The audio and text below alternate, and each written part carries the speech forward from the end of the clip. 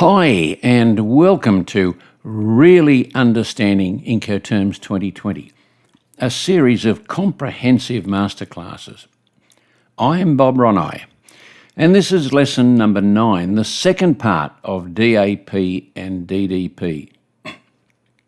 Disclaimer, of course, I'm not a lawyer. The contents of this course are not legal advice. I was a member of the International Chamber of Commerce's Incoterms 2020 drafting group, which created these rules. Some of the contents in this lesson are direct quotes from the Incoterms 2020 publication 723E of the International Chamber of Commerce. My explanations, my comments and my opinions are based on my knowledge and my experience of over 5 decades. My intent in creating this comprehensive course on Incoterms 2020 is to ensure that my knowledge and my experience is passed on to you for a better future in trade for you. In this lesson, we'll continue to look at the almost identical DAP and DDP, continuing with the more complex and contentious articles A2 and B2, delivery and taking delivery, with its 2 options and problems. Then we'll also look at A6 and B6 delivery transport document, A9, B9 allocation of costs. Next lesson, we'll continue with A10, B10 notices, A5, B5 insurance, A7 and B7 export and import clearance. Then that's the main article in which DDP differs from DAP, and a letter of credit issues. As always, I will explain what the book says first, which is where other trainers and YouTube videos usually stop. But then I will examine the many issues arising from these articles as we go along. A2, delivery, and this is what the book says. The seller must deliver the goods by placing them at the disposal of the buyer on the arriving means of transport, ready for unloading, at the agreed point of any, at the named place of destination, or by procuring the goods so delivered. In either case, the seller must deliver the goods on the agreed date or within the agreed period. This rule covers any mode or combinations of modes. There's usually only a choice of 2 destinations, the infrequently used destination terminal and the more commonly used buyer's nominated premises. But can this rule always function for each mode of transport? Let's see. Air freight, DAP destination airport. DAP is not appropriate for delivery at an airport. This is because in DAP, the buyer must unload. However, the goods will be unloaded from the aircraft and then from the aircraft pallet or container at the airline's warehouse, included in the contract of carriage entered into by the seller. It's at that point the seller has delivered. Therefore, the DPU rule should be used in this case. Air freight, DAP buyer's premises.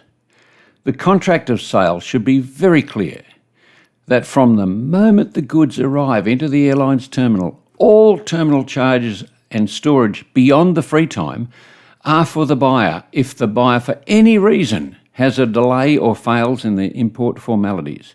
And indeed, the buyer must arrange all import formalities. The seller must contract at its own cost for the package of goods to then be taken from the airline's terminal to the buyer's premises for the buyer to unload from the delivering vehicle. The contract of sale, therefore, should be really clear that the buyer has a specific number of hours to unload the truck, and any truck delay charges beyond that time are to be reimbursed to the seller. The seller should be aware that if the buyer fails to accept delivery of the goods, then the carrier will charge all storage to the seller. In case of the buyer defaulting, trying to then return the goods or send them to another country might be impossible due to the export rules in the buyer's country. A further complication is the coordination of the logistics at destination. 1. The seller's forwarder arranges for carriage from origin into the destination air terminal. 2. The buyer must arrange import formalities, usually via a customs broker or separately via the seller's forwarder, at the buyer's risk and cost. The customs broker must know the identity of the seller's forwarder or their local agent or its trucking company. 4. The customs broker then hands any necessary goods release documents to that local forwarder, agent or trucking company to obtain the goods from the air terminal. The forwarder, local agent or trucking company, then contracts at the seller's risk and cost for trucking of the goods from the air terminal to the buyer's premises. The buyer unloads the goods from that truck, and 7. Any truck delay charge will be billed by the carrier to the seller. B2. Taking delivery. The buyer must take delivery of the goods when they have been delivered under A2. Very simple, and we've covered that in the previous slides. A10 and B10 notices. The seller must give the buyer any notice required to enable the buyer to receive the goods. The buyer must, whenever it is agreed that the buyer is entitled to determine the time within an agreed period and/or the point of taking delivery within the named place of destination, give the seller sufficient notice. The seller, therefore, is required to give the buyer notice that the goods are available in the terminal or that the seller wants to deliver the goods to the buyer's premises. They can't just arrive unannounced. The buyer, of course, must inform the seller to where and when the seller is to deliver, especially if it is to the buyer's premises. A6 and B6 delivery and transport document. The seller must provide the buyer at the seller's cost with any document required to enable the buyer to take over the goods. The buyer must accept the document provided under A6. In the case of delivery at a terminal for FCL, the buyer is likely to need an original bill of lading, unless a Seaway bill or express release has been arranged, to obtain release from the carrier. In the case of rail, the carrier will already have the transport document. In the case of delivery at the buyer's premises, a bill of lading or airway bill are not necessary for the buyer to take delivery, as it will be the seller's forwarder who collects the goods to then deliver them. However, the buyer will most likely need a copy of the transport document for its import formalities, regardless of where delivery will take place. Who should be the consignee on such a transport document? I suggest it is the seller, as they've not yet delivered. A9, allocation of costs. The seller must pay A. all costs relating to the goods and their transport until they have been delivered in accordance with A2, other than those payable by the buyer under B9, which we'll be coming to. B. The seller must pay any charges for unloading at the place of destination, but only if those charges were for the seller's account under the contract of carriage, which is interesting because that's actually DPU, not DAP.